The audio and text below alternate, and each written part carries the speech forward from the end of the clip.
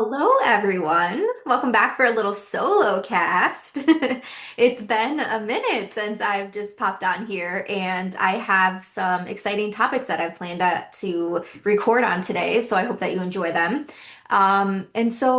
Today's topic, I want to share some ways with you actually to explore non-sexual touch and give you some ideas around some non-sexual touch related intimacy dates that you can have because this is a point in relationships that really, really matter. This is your intimacy without expectation. It's the nervous system regulation. It's the bonding, the quality time impact, all of that. And so, this is going to be a really good resource for couples that maybe are feeling some disconnection in your relationship and maybe you're wanting more of that physical closeness without that pressure. I've been hearing a lot from clients that I'm working with, and actually this thing that I'm sharing with you today is something that I created for a client specifically, because they're working on bringing physical touch back into the relationship without it having that pressure of it leading to sex.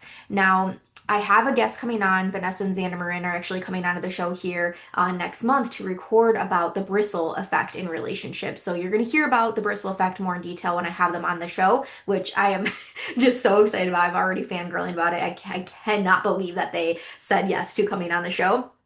And so I want to talk more about the bristle effect there, but essentially the bristle effect is that when partners, and generally it's the lower desire partner in the relationship, when they start to sort of like tense up when their partner comes in with that physical touch.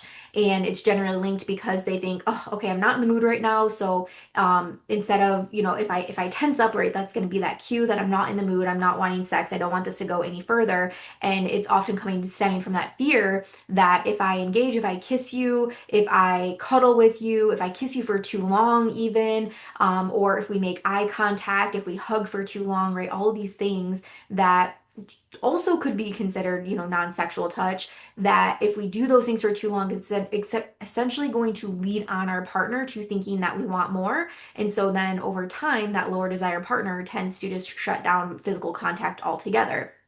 Now, we know how important, non-sexual touch and physical touch is in relationships because this is something that builds trust, it builds safety.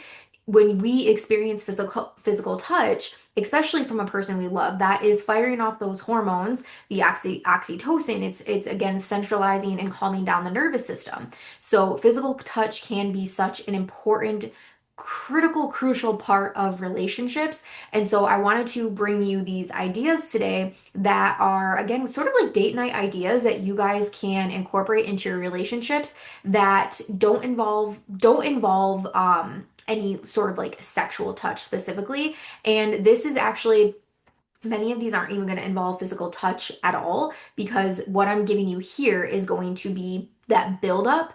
This can be building up that energetic connection. This can be building up that, again, that safety and that trust with somebody that, hey, like we can just be in this space, like we can go very slow. We can spend intentional time together without it having to lead to something more. And that is so again critical in relationships. I can't tell you how many really women specifically that I have that are coming into working with me that are feeling immense pressure from their partners. Sometimes it is coming from their partners, sometimes it is more internalized, but regardless, that pressure is there. And so this is leading her to feeling shut down and not instilling that closeness with her partner. And so again, this very normal. This is a common thing that happens over time, and it is normal for people also to crave that closeness, but it feeling again like that when basically you want to unlink that touch equals sex. That's what we're doing here. And so, kind of just going over some common blocks or misunderstandings with people, I hear a lot that, again, that fear that touch will have to lead to sex, right? Like if I lead them on or if I give the wrong message, right, I'm going to end up having to have sex. And let me just like put my pin in this right here. I never recommend somebody just giving into sex for the sake of somebody else's gain or desire. I think there's a different way of going about that. I don't think that either partner should ever kind of just be in the take one for the team sort of sense when it comes to intimacy. I think it should be something that is agreed on by both partners and each partner is fully involved and engaging in that sexual experience. So then also the struggles with initiating or receiving affection. This is also super common as a block for people too in relationships. We feel that struggle, again, that pressure buildup around initiating intimacy, or again, on the other side, sometimes receiving affection. There are some people that, if we're dealing with feelings of low self-worth, low self-confidence, low self-esteem, there sometimes we have this underlying fear or feeling rather that we don't deserve to be loved. We don't we right, our love is dependent on me doing something, right? Like I only receive love if I do this. And so that is a common one too. You have also the mismatches of touch in love language. So I hear from clients all the time, like, his number one love language is physical touch, and my number one love language is quality time or words of affirmation. But usually from that other partner, it's like, I'm not even thinking about physical touch. So what am I supposed to set an alarm? Like, what am I supposed to do to remind myself to give my partner physical touch? So again, these ideas can really help with that as well. There's also past traumas that people are experiencing, past traumas that people might be holding on to, or body image issues that can also make physical touch and closeness really challenging for some as well. So just a reminder that it is okay to start slow. It is okay to start building safety towards these things. And so if you wanted to build conversation with your partner around this, you could express a desire for more of that non-sexual connection. So you might say something like, I miss being close to you without the pressure of it going any further. Or can we practice just cuddling or holding hands more often? Setting intentions around exploration and going into that with curiosity and again, building comfort, that can be really good ways of being able to frame this with a partner. Again, so you're doing in that in a less defensive way or chance of defensiveness coming up rather. All right, so let me get into my ideas here. So this is definitely invitations, right? These are not a checklist. We can break into these. You can take these, you can leave them. I did break them up by emotional and intellectual intimacy dates. I have spiritual and energetic intimacy dates. I have creative intimacy dates, playful intimacy dates, and I think that's all. So I got 20 ideas for you. Also, you can go to once by the time that this episode is live, I'll have this as a freebie on my website. So you can go over to rachelmaine.com, go under the resources tab, and you'll be able to get the full download of this as well. It's going to give you the idea. I'll just go over actually a couple of them here, so that way I'm not talking your ear off with all these different ideas. I'll just expand on a few that I really like, and then you can get the full download on the website when you're ready. So again, this is creative and meaningful ways to connect without the component of physical touch, which then hopefully I'm hoping for you builds that connection and that trust and that safety with your partner that then can perhaps open you more to the idea of physical touch when you feel ready. Or again, for a lot of us, we need that emotional intimacy that has such deep impact on us. So for those of you that need that emotional intimacy or that's something that's important to you, this could be the sort of the gateway to then this leading into physical intimacy. All right, so starting with the emotional and intellectual intimacy dates, this is a quick and easy one. There are tons of games out there. Target, Amazon, Meijer, Walmart, wherever you want to go to your board game section and you will find a ton of games that are couples related. So there's like the We're Not Really Strangers couples edition. That's the only one that's coming off the top of my head right now, but I know there's so many that you can check out. But these are designed actually to help deepen that connection where you just are able to answer a few questions with your partner. If you have ChatGPT, you could go to ChatGPT and say, hey, give us 20 questions tonight to, spark intimate conversation, or twenty questions that couples can playfully ask back and forth to each other. With ChatGPT, if you haven't used it yet, you really got to train it. You really got to be specific with what it is that you're asking. And if it spits you out something that you don't like, say, hey, can you give me 20 more that have more of this tone, or maybe that are a little bit more spicier, or, whatever that you want. But the one that I really like here is creating a story timeline of us. And this I just think is so cute. This could be something that you do together, almost like creating a vision board together, but what you're doing together, you could get magazines, you could get books, you could print stuff off on the computer, whatever you want, get a big poster board. You could do this digitally if you wanted to, but you're essentially creating a visual timeline of your relationship. So you're going to go through and talk through the milestones, any inside jokes that you have, any hard seasons that you were able to navigate through, favorite memories, vacations, kids, marriage, engagement, like all those things. And so you're creating this collage essentially of the story of us. I think that is so cute. And so I hope you enjoy that one. You could also do your gratitude letters. And so sometimes, especially around like birthdays and holidays and things like that, I find myself, I really love to get deep in my feels and write Danny, my husband, just some really cute things on words. I can if I let myself go there, I can be very expressive through my writing. And so writing letters to each other, and if you wanted to even read them out loud to each other or read them to each other, that can make it even more impactful for you if you want to deepen that connection. You're stepping into the space of vulnerability there a little bit more. But you're really with these like really focusing on who you are now, not just focusing on the things of the past. You can reminisce on those past things, but focusing on the now, really giving gratitude for your person and your relationship for where it is now. I think this is also an exercise too, again, for those couples that might be struggling to find the connection or just feeling really disconnected. If you give yourself that challenge of gratitude, it helps you seek out those things and find those things that you're grateful for when you really give yourself time to sit down and think about it. Um, Also in this one, the highs and lows walks, being able to go for a walk with each other and you're sharing three highs and three lows with each other from your week. There's no fixing, you're just listening, you're just holding space with each other. And I really love the idea of doing this while you're on a walk because you're getting your body moving, you're getting blood flow, you're out in nature, you're outside. That just has such an overall impact on the body as well. And this can be just a nice like activity to be able to do together with your partner. Okay, so then we're going to get into the spiritual and energetic intimacy date ideas.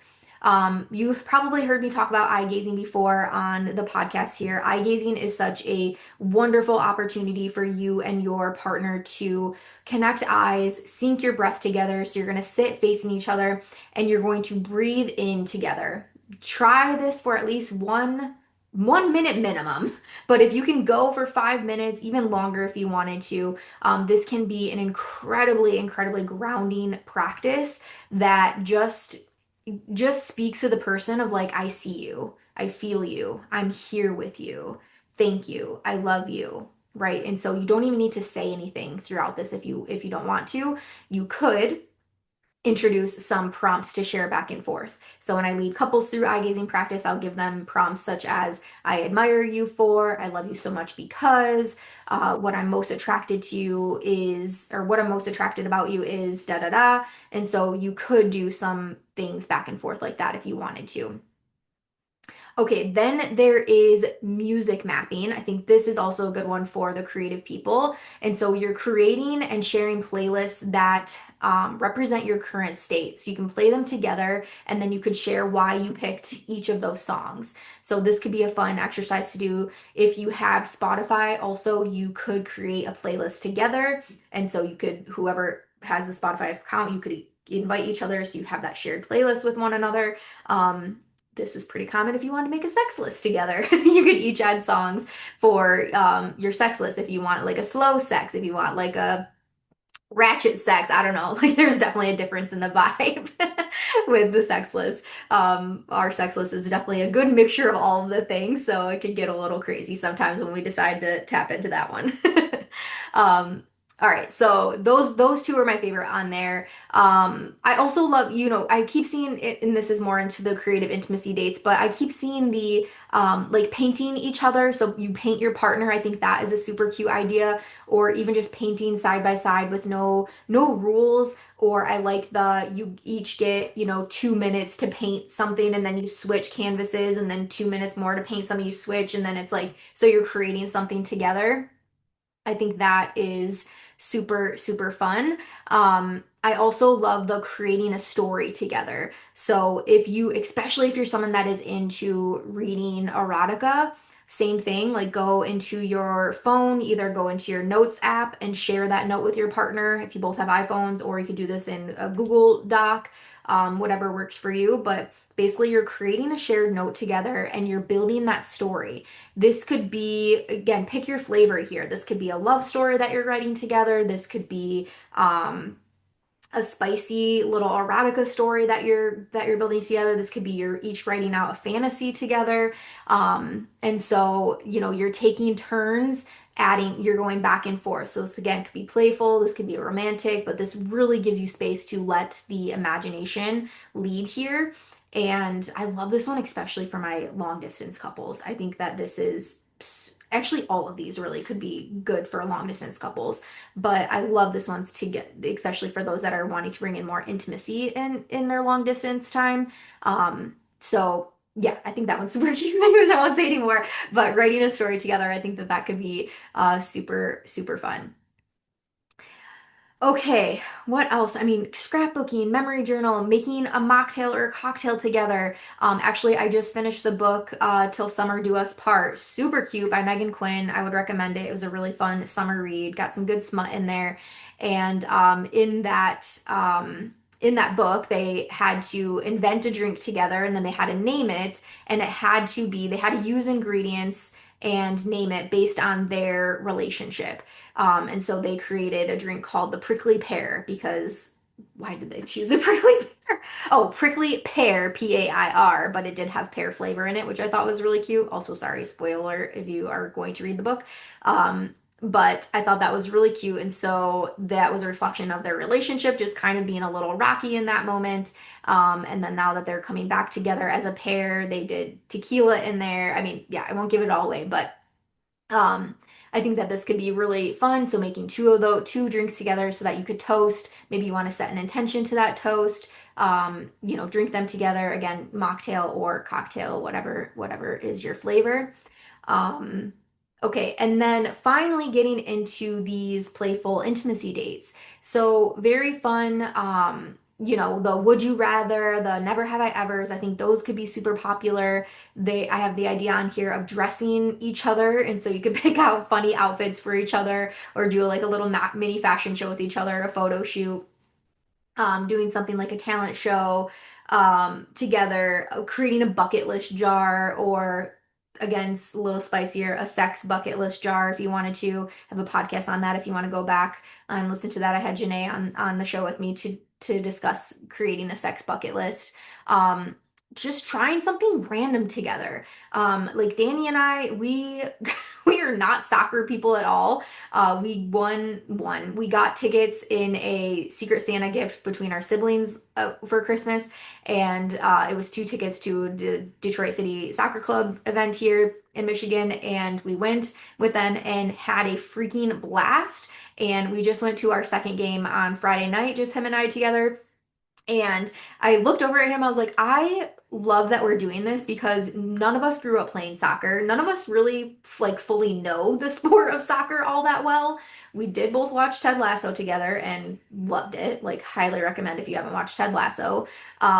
And now we're like we have all this soccer swag, the DCFC, let's go. We sat on the city supporter side for this game on Friday night, so we're like screaming and cheering and chanting, and it is just if you've never been to like a soccer game, like it gets pretty hype.